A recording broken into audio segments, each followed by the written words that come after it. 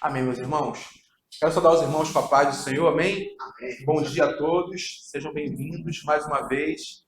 Quero dizer que é um prazer imenso estar com os irmãos aqui nessa manhã, congregando, orando ao Senhor, invocando o seu santo nome. Eu fico muito feliz, né, quando nós temos essa oportunidade de estarmos juntos, reunidos como famílias da fé, como irmãos em Cristo Jesus. E nós vamos dar continuidade ao tema que nós abordamos nos cultos anteriores, né, que é sobre eclesiologia. Nós fizemos uma introdução, né, sobre eclesiologia. Eu acho que os irmãos lembram aqui que nós falamos o que significa eclesiologia. Eclesiologia significa o estudo da igreja convocada, não é verdade? E hoje nós vamos tratar do tema dessa universal assembleia constituída por Deus. Então nós introduzimos no primeiro culto, falamos sobre eclesia, que significa assembleia, né? Nós explicamos, falamos sobre logia, que significa palavra. Nós também falamos sobre o significado, né, de ser igreja, né, que vem da palavra kyriakon, significa aqueles que pertencem ao Senhor, aqueles que pertencem a Kyrios, né? Então, nós fizemos essa abordagem no início. Nós também falamos da base da edificação, que foi o que Pedro entendeu por revelação, quem era o Cristo, vocês lembram? Né? Então, Pedro recebe essa ministração de graça e reconhece que Jesus é o enviado, é o Messias de Deus. Então, aqui, nós entendemos que o Senhor faz esse chamado, né, para aqueles que lhe pertencem. Né? Então, a igreja, o corpo de Cristo, é constituído a assembleia convocada. E hoje nós vamos falar do assunto da carta aos Hebreus, sobre a universal assembleia. Peço para que os irmãos abram Hebreus 12, 22. Tá? Nós vamos ler a partir do versículo 18. Tá bom? 12, 22. Tá? Então, falamos sobre a introdução no primeiro culto, né, daqueles que são chamados para fora, todo aquele que ouve a voz do Senhor. O Senhor disse que ele mesmo, né, iria chamar o seu povo, aqueles que lhe pertencem, iria constituir essa assembleia convocada. Tá? E mais interessante é que a carta aos Hebreus, aparece o termo, a universal assembleia. Se você pesquisar nas escrituras, você não vê esse termo. Aparece apenas aqui em Hebreus 12. Interessante a gente pensar por que o autor ele tem a preocupação e o cuidado de expor esse conhecimento para cristãos judeus. Porque vocês sabem que o autor que escreveu Hebreus escreveu para cristãos judeus. Tá bom, irmãos? Eles não eram cristãos gentios. Tá? Então, vamos ler aqui a partir do versículo 18. Tá bom? Vamos lá.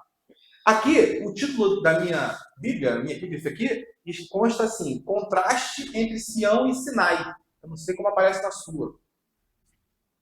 A exortação à santidade, vários conceitos. Isso, interessante. Hebreus 12, 12, 18. Aqui o meu aparece, olha, o contraste entre Sinai e Sião. Eu acho interessante esse título, porque, na verdade, toda a epístola do autor ao Hebreus, ele está fazendo um contraste entre o ministério da antiga aliança e comparando com o novo. Meu Deus, a diferença entre Sinai e Sião. A diferença entre Sinai e Sião. Então você percebe, aqui nós estamos no capítulo 12, mas se você for olhar anteriormente, já desde o início, desde o capítulo 1, você vê ali que o autor ele tem a preocupação de expor Jesus como o Filho de Deus enviado. Ele fala que o ministério de Cristo é mais excelente que o dos anjos, é mais excelente do que os profetas e é maior do que Moisés. Então você percebe que toda essa epístola é um contraste, é uma comparação que o autor expõe para os cristãos judeus a fim de mostrar que o ministério de Cristo, do Messias, é um ministério de Deus. No caso, é um ministério cuja promessa foi feita aos pais e se cumpriu em Cristo Jesus. Amém? Então, interessante aqui que, antes de nós lermos aqui o Hebreus 12, nós vemos aqui a revelação de Deus no capítulo 1, dizendo que nos últimos dias nos falou o Senhor pelo seu Filho. a quem o constituiu herdeiro sobre todas as coisas. Então, você percebe que Deus está falando com aqueles judeus, né? Que muitos aqui estavam debaixo de perseguição. Vocês sabem que essa carta aqui visava exortar esses cristãos, visava encorajar esses cristãos e visava estimular eles. A intenção do autor aqui é dizer para aqueles cristãos que estavam a ponto de se voltar para o judaísmo, para que eles não fizessem isso. Isso seria um grande erro se eles voltassem às práticas antigas da lei de Moisés, às práticas antigas dos ritos, das abluções. Então você vai encontrar aqui o autor dizendo que Jesus é um ministério sobremodo excelente. Ele fala aqui que Jesus é o mediador de superior aliança instituída com base em superiores promessas. Então percebe que ele vai introduzindo, revelando a Jesus. Olha, vocês já estão debaixo de uma promessa maior. Né? E depois nós vamos fazer as aplicações. Assim como o autor faz aqui a comparação entre Sinai e Sião, cabe também à igreja de hoje fazer essa comparação nos nossos dias. De que forma nós fazemos? Através do Evangelho. Nós comparamos, colocamos o Evangelho numa balança e colocamos as tradições religiosas em outra. Nós vamos comparar, fazer um comparativo para nós entendermos como é importante nós prosseguirmos guardando as tradições que nos foram ensinadas. Amém? Então, no versículo 18, esse contraste ele vai explicar. Ele fala assim, ora, não tendes chegado ao fogo palpável e ardente. Ele está fazendo o quê? Menção ao Sinai. Vocês lembram? Quando Moisés chega no pé do Monte Sinai, Deus pede para que Moisés suba ao monte, mas ninguém mais poderia subir. Somente Moisés. E por isso que ele começa a discorrer aqui, olha, vocês têm chegado, só que eu vou revelar para vocês onde vocês chegaram. Tá? Vocês não têm chegado ao fogo palpável e ardente, à escuridão. Está falando daquele cenário que era visto, daqueles que estavam embaixo, olhavam para o Monte Sinai e viam esse espetáculo, né? De escuridão, de trevas e tempestades, ao cangor de trombeta e ao som das palavras tais, que quanto aos que ouviram, suplicaram que não se falasse mais. Tamanho espetáculo que era. Eles não queriam nem sequer ouvir mais o que Moisés tinha para dizer. Tamanho espetáculo, que eles ficaram aterrorizados, irmão. Então, o escritor aos Hebreus está comparando. Olha, vocês não chegaram aqui. Essa aliança aqui foi uma aliança de terror. Foi uma aliança que as pessoas ficavam com medo de Deus. Vocês não chegaram aqui. Então ele vai continuar aqui o entendimento, tá bom? Pois já não suportavam o que lhes era ordenado. Olha o que diz. Até um animal, se tocar no monte, vai ser apedrejado. Imagina isso, meu irmão.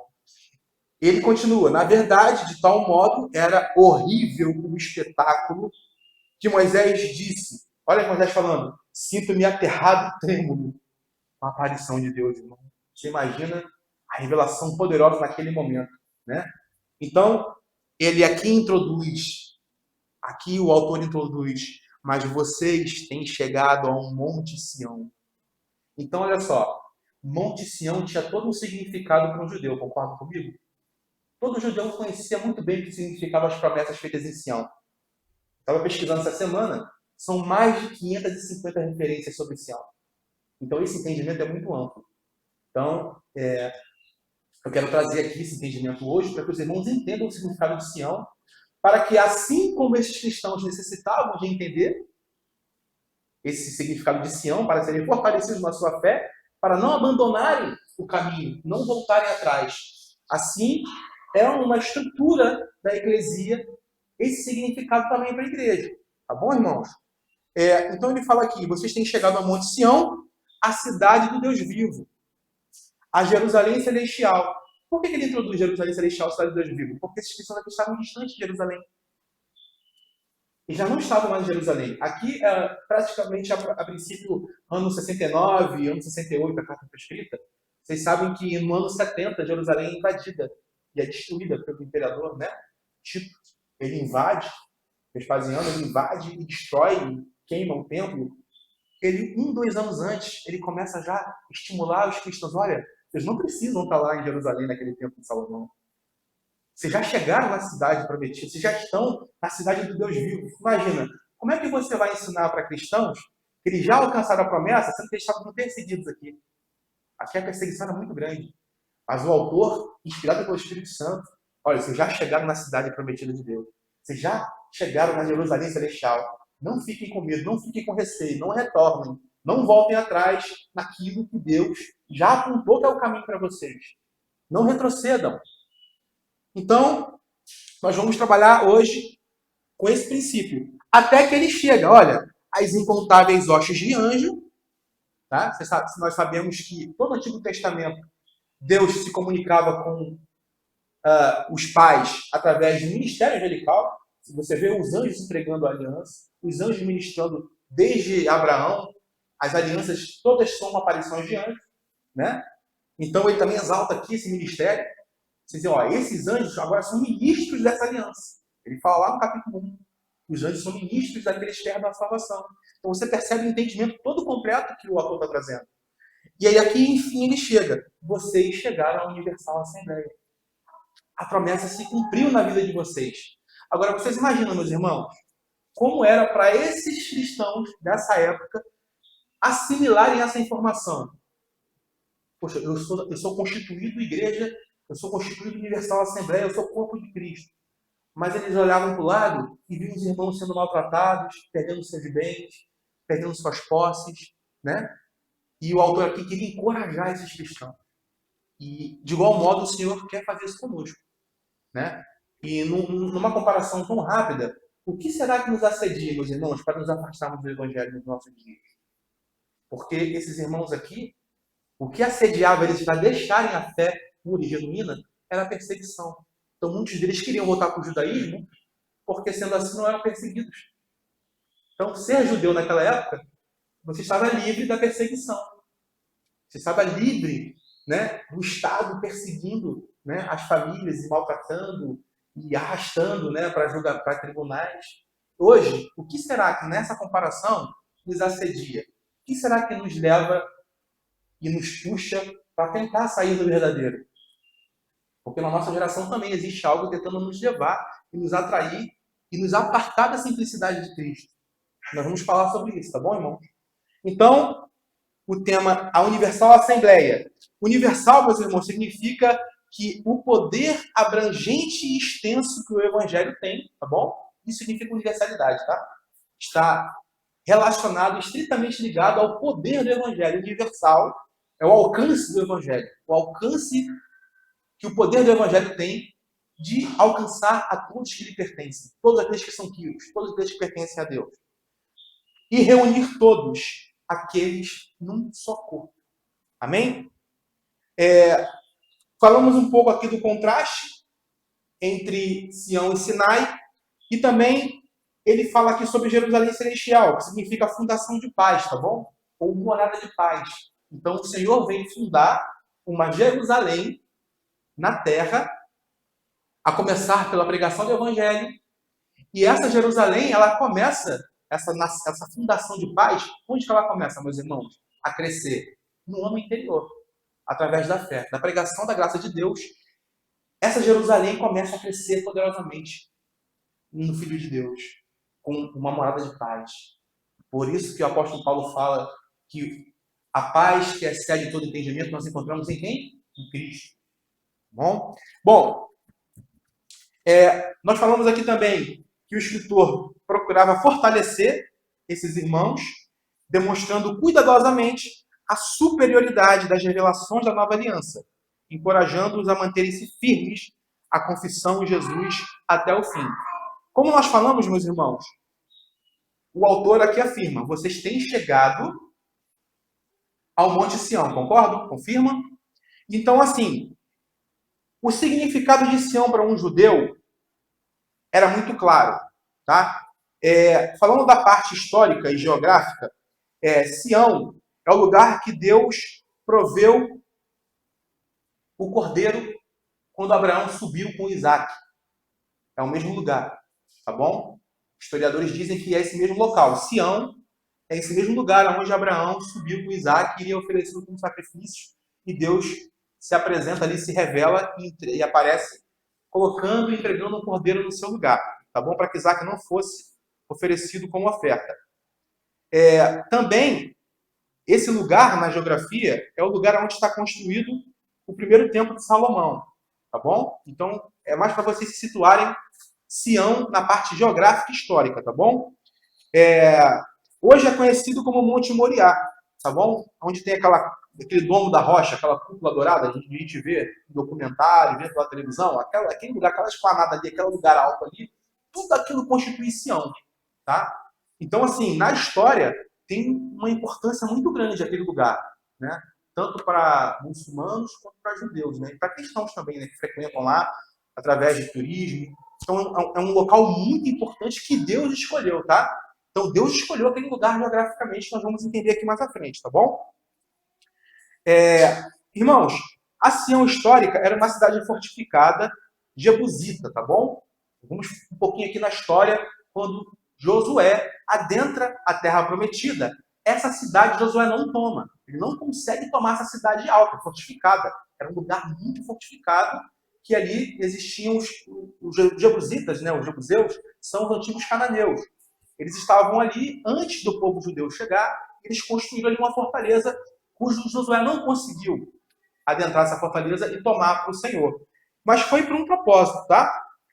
Porque segundo o propósito, essa fortaleza foi tomada por Davi, tá bom? Após a conquista, esse local foi renomeado o quê? Cidade de Davi, como é conhecido, tá bom? Até os dias de hoje. Essa história, se você quiser anotar aí para você ler em casa, está em 2 Samuel 5, tá bom? 6-9, tá? Você pode depois conferir. E essa cidade de Davi se tornou a capital do reino, tá bom? Foi ali que ele construiu o palácio, foi ali que ele construiu a cidade. Então, se você pegar aqui esse recorte, né, isso é um ponto histórico. Mas se você for olhar o recorte espiritual dessa Sião, você percebe vindo Davi, adentrando a terra prometida, né, destituindo os inimigos do povo de Deus e erguendo ali uma cidade para o Senhor. E essa promessa está feita nas Escrituras, que Cristo vai voltar um dia, ele realmente é o valente de Davi, ele que é a descendência de Davi, Cristo vai voltar e ele vai destituir os inimigos de Israel, que estão naquele lugar, ok? E ele vai construir uma cidade também ali, física e visível, é o que nós chamamos de milênio, tá bom? Então, as profecias testificam que Davi era um tipo de Cristo. Então, quando você olha para Davi, você vê um tipo de Cristo histórico, né? Com as mesmas ações. Davi, aquele militar de guerra, aquele soldado, aquele valente, né? Destemido, que, em nome do reino de Deus, conquistou e fez coisas notáveis. Então, é um tipo de Cristo. Davi aponta para o reinado de Cristo e como Cristo também vai cumprir isso nele, tá? Esse conhecimento de Cristo ser da descendência de Davi é um fundamento para a igreja, vocês sabiam? O apóstolo Paulo ele fala para Timóteo: lembra-te de Jesus, ressuscitado entre os mortos, descendente de Davi segundo o Evangelho. Então é importante a igreja conhecer isso. Isso é um fundamento da fé. Isso deveria ser ensinado na igreja. Olha, ensinem que Jesus, ele ressuscitou dentre os mortos, ele é da descendência de Davi. Porque isso cumpre as profecias, tá bom? Tiago, né, irmão do Senhor, no concílio em Jerusalém, ele cita uma profecia de Amós. Em Atos 15:15, ele fala: o Senhor visitou também os gentios, a fim de constituir dentre eles um povo para o seu nome. Tá? Cumpridas essas coisas, voltarei e reedificarei o tabernáculo caído de Davi. Então, aqui, Jesus falando. É uma profecia de Amós. Amós deixou isso registrado, tá bom, meus irmãos? Que Cristo voltaria para o quê? Para reedificar o tabernáculo caído de Davi. Por que caído de Davi? Porque o reinado de Davi, se você for olhar na história, ele foi um reinado de fracasso, né? Depois, pelas coisas que aconteceram, sucederam, Salomão veio, depois veio os filhos de Salomão, e se você olhar a história dos reis de Israel até os dias de hoje, quantas vezes Jerusalém já foi destruída? Quantas vezes Jerusalém já foi saqueada, derrubada? Muitas vezes. Então, essa casa de Davi, ela não foi suficiente para poder manter de pé as promessas de Deus. Tem que haver o Davi que vai vir. O verdadeiro Davi, que ele vem como Senhor dos Exércitos. O nosso Cristo, na segunda vinda dele, ele vem como Senhor dos Exércitos. Ele não vem mais como um cordeiro. Amém? Então, essa profecia aqui é um ensino para a igreja, tá bom? Tiago, no Concílio de Jerusalém, ele aplica esse conhecimento, ele traz a nós também para o cenário para explicar para a igreja, tá bom? Vocês vão entender a importância onde eu quero chegar, tá bom? Restaurá-lo-ei para que os demais homens busquem o Senhor. Para que os homens busquem o Senhor, eu vou restaurar o tabernáculo caído de Davi. E quando começou? Quando se deu início isso? Na vinda de Cristo. Quando Cristo veio, ressuscitou, enviou o Espírito dele em Pentecostes para a igreja, ele começa a restaurar o tabernáculo caído, que é o homem que não consegue mais, né, sustentar a fidelidade na aliança. Então, Cristo vem e restaura essa aliança com o homem. Por isso que ele restaura o tabernáculo caído. E também todos os gentios sobre os quais tem invocado o meu nome, diz o Senhor, que faz essas coisas conhecidas desde os séculos. Então a promessa começa a se cumprir aqui. Na vida de Cristo começa a se erguer o tabernáculo caído de Davi. Tá bom? Falando um pouco sobre Sião espiritual, a Sião espiritual é onde que nela se cumpre a plenitude das profecias, dos profetas e tudo quanto Deus determinou como promessa. Então, tudo que Deus determinou como promessa se cumpre nessa Sião espiritual. Por isso que é importante, nós como eclesia, como igreja do Senhor, a gente conhecer o significado do que significa Sião. É muito interessante. Talvez os irmãos nunca pensaram nisso. Talvez, poxa, eu nunca pensei em estudar sobre Sião. Alguns já tiveram curiosidade, talvez. Mas Sião está relacionado às promessas feitas a Davi, às fiéis promessas de Davi, que o Senhor prometeu desde os profetas. Então, nós vamos ler alguns versículos aqui. Eu peço aos irmãos que abram em Joel 2. Vamos ver aqui, então, já desde os profetas antigos, em Joel. Vamos ver aqui. Aqui, Joel. Joel está próximo a Oséias e Amós, né? Aqui, depois de Ezequiel, vem Daniel, né? Oséias, depois Joel, tá bom? Então, nós vamos ler aqui, tá bom, irmãos? Esse conhecimento aqui que nós estamos compartilhando, meus irmãos, isso aqui era um conhecimento natural para qualquer judeu. Qualquer judeu era letrado nas profecias de Joel, Isaías, eles liam desde pequeno, desde 10 anos de idade, 11 anos, eles conheciam isso de cor, esse versículo, tá bom? Por isso que o autor de Hebreus faz questão de fazer isso explícito, esse conhecimento, para que eles não retrocedessem e lembrassem das promessas, tá bom? Joel 2, 28, vamos lá. Meu título aqui é A Promessa do Derramamento do Espírito Santo. Não sei como está na sua Bíblia. Aqui começa a reedificação do tabernáculo caído de Davi. Aqui começa. Pelo Espírito Santo, tá bom? E acontecerá depois que derramarei meu Espírito sobre toda a carne. Vossos filhos e vossas filhas profetizarão, vossos velhos sonharão e vossos jovens terão visões. Até sobre os servos e sobre as servas derramarei meu Espírito naqueles dias. Mostrarei o quê? Prodígios no céu e na terra, sangue, fogo e coluna de fumaça. Isso aqui, irmão, está apontando para o quê? Para o dia do Senhor, ok? O dia do Senhor, esses sinais, tá bom? Aqui, ó, o sol se converterá em trevas e a lua em sangue, antes que venha o quê? O grande e terrível dia do Senhor, com D maiúsculo, tá? O dia da sua volta. E acontecerá que todo aquele que invocar o nome do Senhor, olha aqui, o tabernáculo caído de Davi, sobre invocar o nome de Cristo Jesus, tá? Será salvo. Porque, aonde, irmãos? No Monte Sião. E em Jerusalém estarão os que forem salvos. Como o Senhor prometeu, olha aí a promessa, entre os sobreviventes, aqueles que o Senhor chamar. Olha aqui a promessa se cumprindo, de Sião. Então todo judeu conhecia o significado de Sião. Vocês sabem que o apóstolo Pedro se levanta em Pentecostes e ele traz esse versículo de Joel para selar e testificar que ali se iniciava a inauguração da igreja. O apóstolo Pedro, ele traz esse versículo aqui também como uma defesa, né, da sua revelação de Cristo. Era Pentecostes que estava se cumprindo, a igreja estava sendo inaugurada, selada com o Espírito Santo. Então, veja bem, o Senhor prometeu que nesse monte Sião, o mesmo monte que o autor de Hebreus descreve, ele iria juntar os seus filhos, essa universal assembleia. Mas vejam, irmãos, esses judeus eles estavam em Sião, físico? Não, né? Eles não estavam em Sião, no Monte Sião, eles estavam dispersos. É um Sião espiritual, irmãos.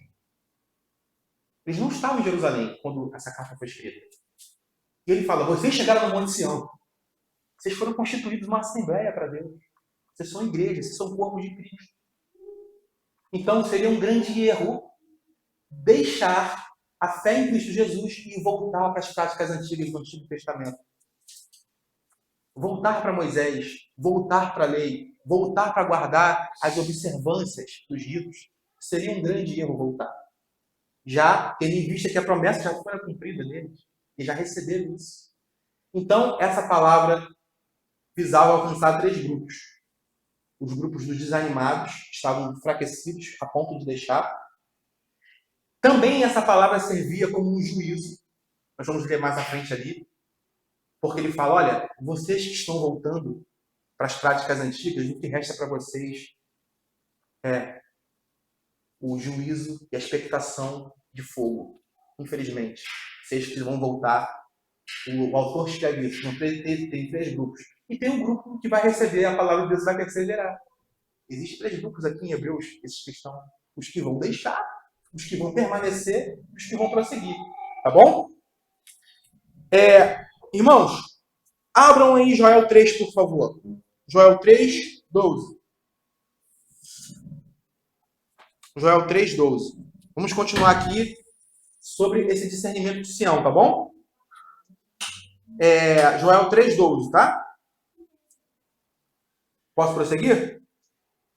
Olha aqui a profecia. Levantam-se as nações e sigam para o vale de Josafá. Esse vale de Josafá é o vale onde Deus irá juizar com as nações, tá bom, irmão? Na volta dele. O próprio Senhor irá atrair as nações todas do mundo para aquele campo de Josafá e ali o Senhor irá determinar o seu juízo, tá bom? Porque ali, o que diz aqui, ó? Me assentarei para julgar o quê, irmãos? Todas as nações ao redor. Isso vai se cumprir no nosso tempo ainda, eu creio, num curto espaço de tempo, tá? Nós vamos ver essa profecia se cumprindo, tá bom? Agora salta lá para o versículo 16. Desculpa, versículo 14, para não ficar muito grande. Multidões, 2 vezes fala, no Vale da Decisão, que é o Vale de Josafá, tá bom, irmão? Ó, Vale da Decisão e Vale de Josafá é o mesmo lugar, tá bom? Tá? Porque o dia do Senhor está perto do Vale da Decisão. Ele repete de novo, ó, o sol escurecerá, ó, o sol e a lua se escurecem e as estrelas retiram o seu esplendor. Isso vai acontecer esse sinal no céu, tá bom? Aqui, olha, vamos comigo. 16. O Senhor brama da onde? De Sião, irmão. Olha aí, ó. De Sião que ele brama, tá? E se fará ouvir de Jerusalém. E os céus e a terra, o quê? Tremerão. Eu sonhei essa noite com isso, sabe disso? Não sei se escolheu esse versículo. Sempre que eu estava lendo esse texto, eu sei que eu sonhei. Essa madrugada, a terra toda revolta, se virando. Meu Deus, foi terrível. Eu acho que eu li o texto. Mas o Senhor será o refúgio do seu povo. E fortaleza dos filhos de... Aí a fortaleza. O que o autor olha Deus fala? Vocês não chegaram na cidade de Deus vivo? Nele que é essa cidade que vai proteger vocês? Vocês estão abrigados em Deus. Não temam, não retrocedam, não voltem atrás. Permaneçam em Cristo. Olha, ainda diz no versículo 17. Sabereis assim, que eu sou o Senhor, vosso Deus, que habito em... Quantas vezes fala a menção de Sião aqui, irmão?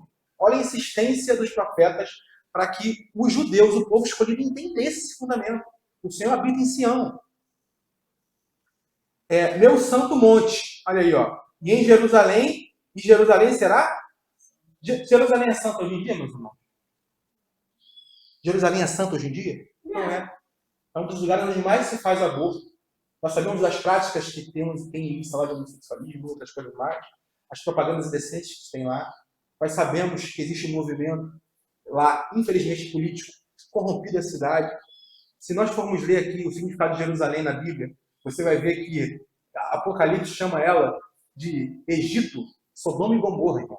Então não é santa. Então essa profecia não se cumpriu ainda. Então essa profecia que você está lendo aqui comigo aqui é literal. O Senhor vai voltar nos céus e vai pisar onde, irmão? Sião. Ele vai pisar em Sião. Ele vai derrubar essa fortaleza que está lá, espiritual, jebusita, cananeia, essa descendência que está lá, que se apoderou de Israel. Ele vai vir. E o seu povo vai confiar, vai ser, o seu povo vai se abrigar. O seu povo vai se abrigar em Cristo. Não vai, o povo de Deus não vai negar o seu nome. Tá? E diz aqui ainda, olha, e estranhos, o quê? Não passarão mais por ela. O que significa, irmão? Jesus falou o quê? Até que o tempo dos gentios se complete, Jerusalém será pisada pelos gentios. Os estranhos pisam em Jerusalém hoje. Até que esse dia aconteça. Quando esse dia chegar, acabou. Ninguém pisa mais, estranho nenhum passa mais por lá. É uma cidade só para os santos e redimidos do Senhor. Tá bom? Abre Zacarias 2, por favor. Zacarias 2 é logo depois de Joel. Você vai passando assim, Amós, Zacarias.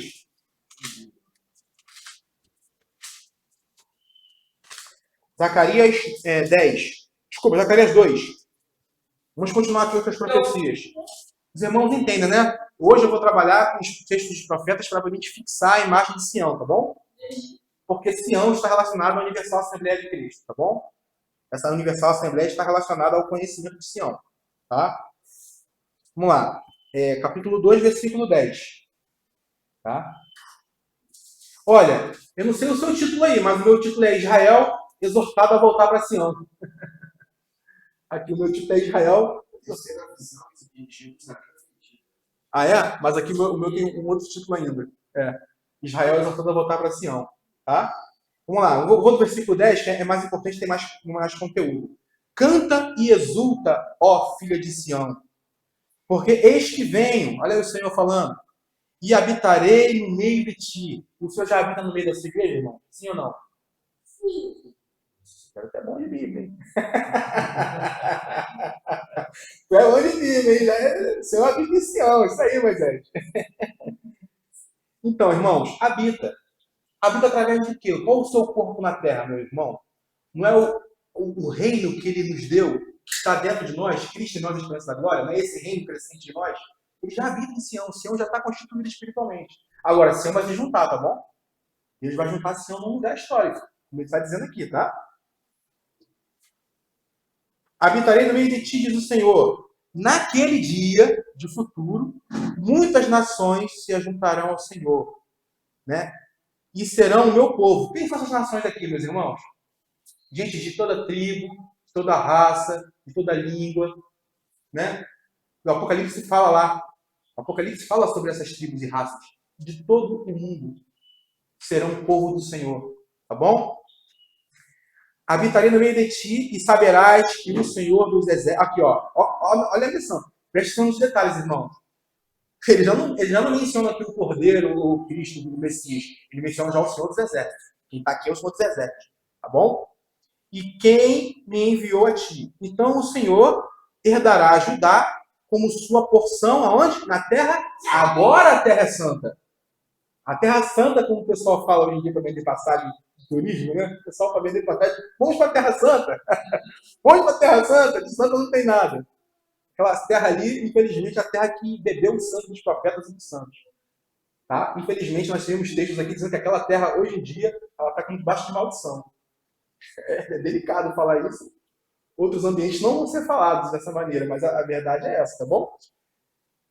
E diz lá, como sua terra santa.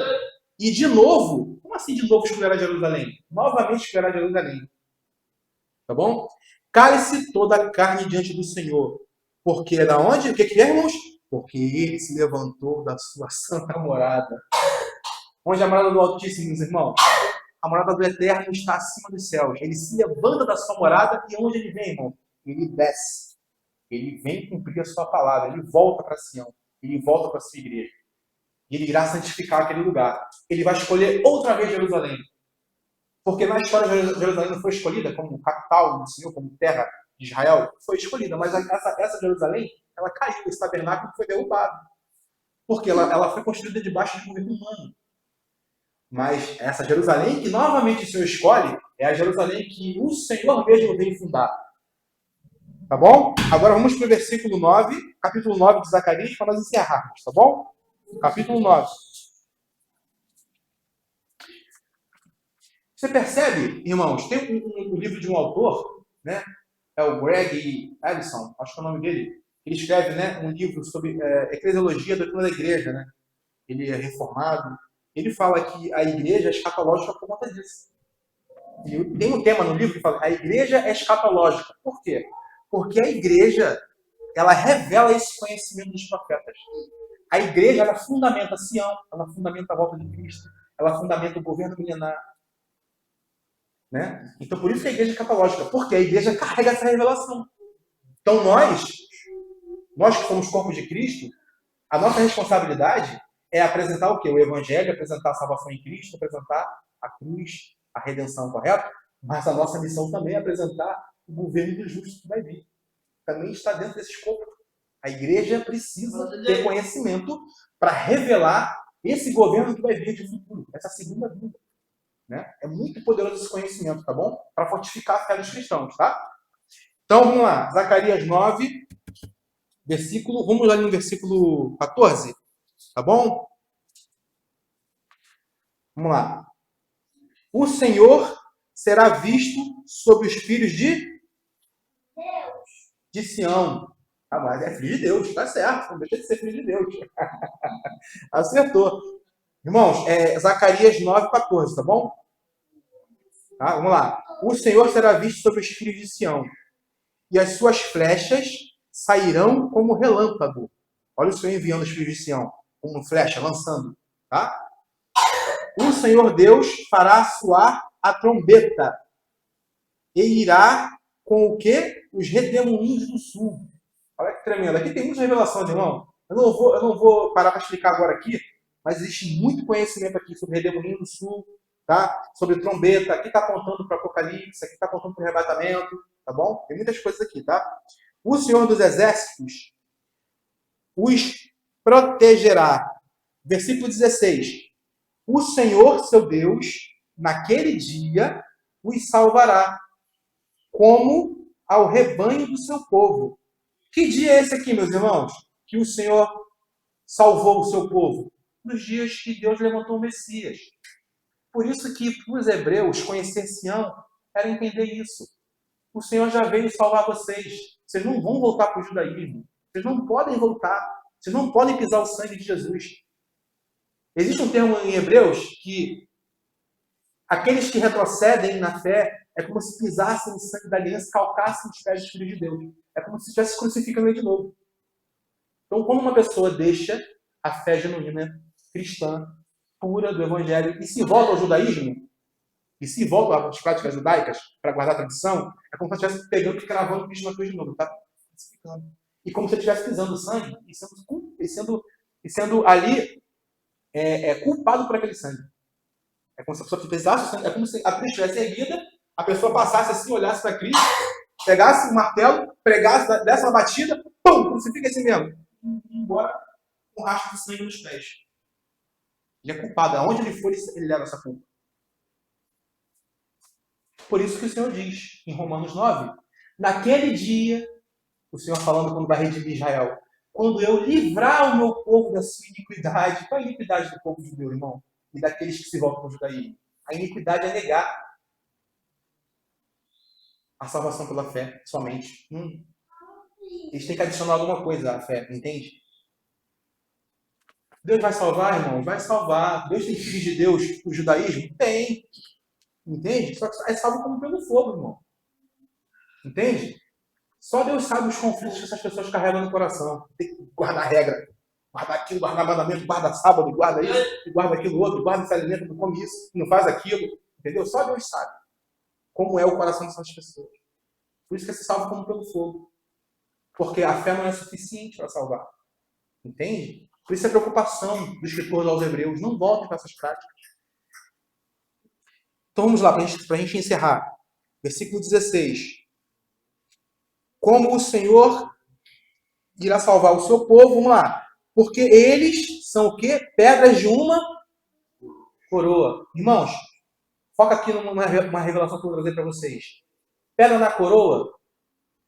Esse povo judeu aqui, esse povo de Deus, esses eleitos de Deus, se você for ler lá em Apocalipse, João vê uma noiva com uma coroa. O que ele vê nessa coroa? Pedras.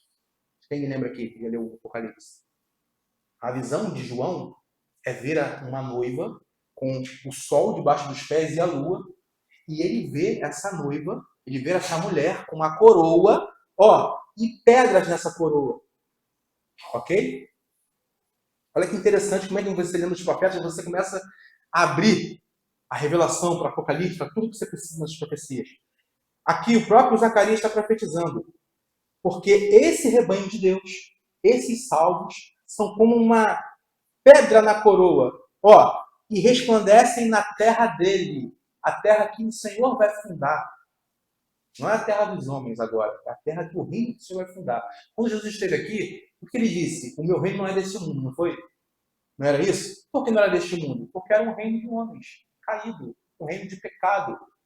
Deus não veio para poder ser rei desse reino. Ele veio para fundar o reino dele, que já começa em nós, mas ele vai se cumprir visivelmente. Hoje nós vemos o reino do quê? Pela fé, não é verdade? Pela fé, né? Nós temos convicção, né? E como diz lá Hebreus, pela fé, né? Os heróis da fé, Abel ofereceu uma, e pela fé, né? Pela fé, ele dá uma lista ali. Hoje nós somos desses, pela fé, nós contemplamos, né? O reino vindouro. Mas o que ele está dizendo aqui, o Senhor, é que esse povo de Deus, essa universal assembleia, essa eclesia aqui, nós estamos falando, vão vir receber e resplandecer na terra que o Senhor vai fundar. Tá? Pois quão grande é a sua bondade. Olha qual é o motivo aqui. Ó. Por causa da bondade do Senhor. É que nós somos constituídos povo de Deus Universal Assembleia. E quão grande é a sua formosura. O cereal fará florescer os jovens. E o vinho as donzelas. Isso aqui está realmente trazendo aqui uma alegoria para falar do Evangelho. O vinho, que significa o sangue, o cereal é o alimento, é a palavra de Deus, é a semente que cai sobre o jovem, que fortalece, que alimenta. Né? E a donzela está apontando aqui, a donzela está apontando a igreja pura. A igreja pura, irmãos. A igreja virgem. Que Paulo falou que queria apresentar. Vocês lembram que Paulo falava na carta dele? Olha, eu quero apresentar vocês como donzela. Se você buscar no original, você vai ver lá. Como pura um só esposo. Paulo está dizendo, meu Deus do céu, muita revelação, irmãos. O apóstolo Paulo escreveu sobre isso aqui em Zacarias. Né? Não sei nem precisar a data, quantos anos antes da fundação de Paulo. Não sei se é 800, se é 900 anos antes. Mas o apóstolo Paulo vem retratando o profeta Zacarias falou lá atrás sobre a igreja ser apresentada como pura, como essa donzela pelo Senhor. Esses jovens somos nós. Esses jovens são aqueles de Joel, que Deus disse que ia enviar o Espírito desses jovens a ser cheios do Espírito Santo, iriam profetizar o conhecimento de Deus. Então isso está sobre a igreja. Cabe à igreja voltar para as tradições, irmão? A gente já cheio do poder do conhecimento do Senhor. Hoje a igreja de Cristo, ela é tentada, ela é assediada para voltar para as práticas judaizantes. Infelizmente nós sabemos que tem irmãos que na sua agenda ministerial fazem festas e eventos, festa dos tabernáculos, festa, né, do Pentecoste, né? Então, assim, amém. Os irmãos incorporam isso. Mas isso é tradição, irmão. O poder do Evangelho não está nisso. O poder do Evangelho está em nós crescermos nesse conhecimento, que é o que está sendo exposto. E a gente ser cheio do conhecimento da eclesia. Que nós somos aqueles convocados e chamados para essa mensagem. Você entende quando você vai abrir o YouTube agora, você vai assistir a pregação, fica vazio o que o pregador vai trazer? Você entende isso? Eu tenho essa dificuldade, não sei vocês. Quando eu vou assistir uma mensagem, uma pregação, se o pregador não traz uma revelação poderosa de quem é a igreja, do poder da eclesia, né, do poder de Sião, daquilo que é os dons para a igreja concedido, eu tenho dificuldade até de continuar assistindo. Né? Porque, infelizmente, é muita história bíblica, né? História dominical. O poder não está nisso, irmão. É uma coisa que eu sou bastante, eu sou chato nisso, né? Eu pego muito nisso. Para que o teu coração, para que os teus olhos estejam nessa mensagem dos profetas. Que o teu coração esteja nessa mensagem de Sião, a Jerusalém celestial, as incontáveis hostes de anjos, a igreja dos primogênitos arrolados no céu. Fala a respeito de você. E há Deus, o juiz de todos. Amém? Então vamos encerrar por aqui. Deu para a gente poder compreender então. Falamos sobre a Assembleia Convocada, falamos sobre os chamados para fora, falamos sobre aqueles que pertencem ao Senhor e aqueles que constituem a Universal Assembleia. Vocês são Sião. Nós somos Sião. Nós somos esse povo cujo, desde os profetas, eles vêm anunciando essa promessa de Deus fundar um reino na terra. E ele fala a nosso respeito. Amém, meus irmãos? Graças a Deus. Então nós vamos fazer essa oração final.